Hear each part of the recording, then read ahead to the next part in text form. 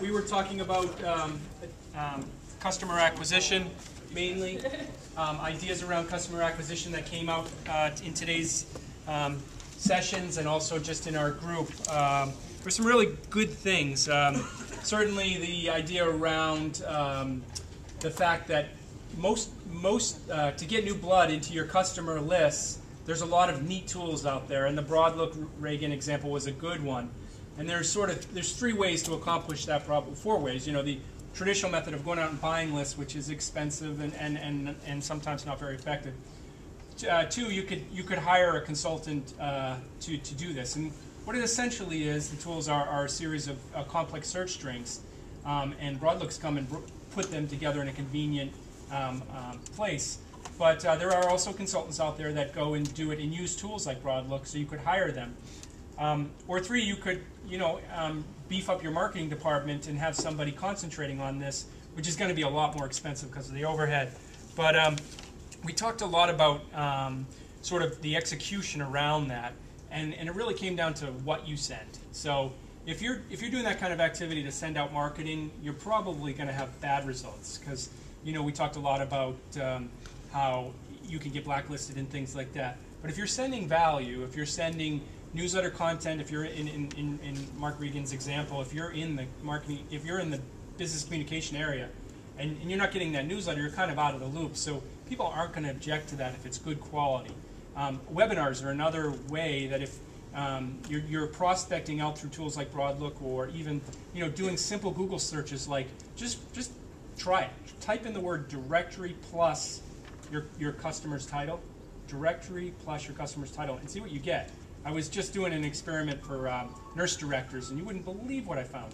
There's a lot out there. And then once you get the name, you get into the database, and you feel fairly confident about that, you can send out something of value, like a newsletter, like an invitation to a webinar, and get a level of engagement because it's going to be a lot easier to convert over to a show. We talked a lot about the differences there, though, between associations and independent show organizers. And with associations, you might have a dual role where you're trying to actually get them to be a member first and talk about the member benefits, or not, where you're bringing them into the show and then you're talking to them about the member benefits. We talked about, again, webinars as an acquisition tool.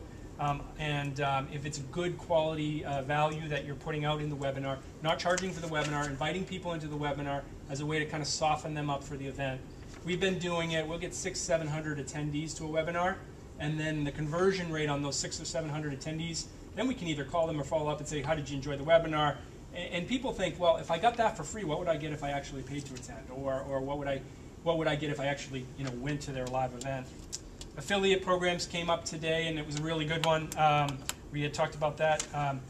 And guest passes for the exhibitions. We're just going to go through this a little quick because I'm running out of time here. YouTube, getting some corporate video shot, getting some video of your event and getting people involved in that are attendees or exhibitors or thought leaders in your industry in the video and getting that on YouTube and trying to get it viral. Showing the excitement of the floor traffic, reaching out to speakers, getting speakers. So on speaker invitations, make it a requirement that they have to participate in your LinkedIn community. Make it a requirement that they have to once a week comment on the blog, or you're setting the rules for the speakers to be involved, and it's good for them to be involved. PR SEO. Writing a press release for every single speaker and every single topic and putting that out on the search engines and watching that hit the Google alerts and get spread around virally.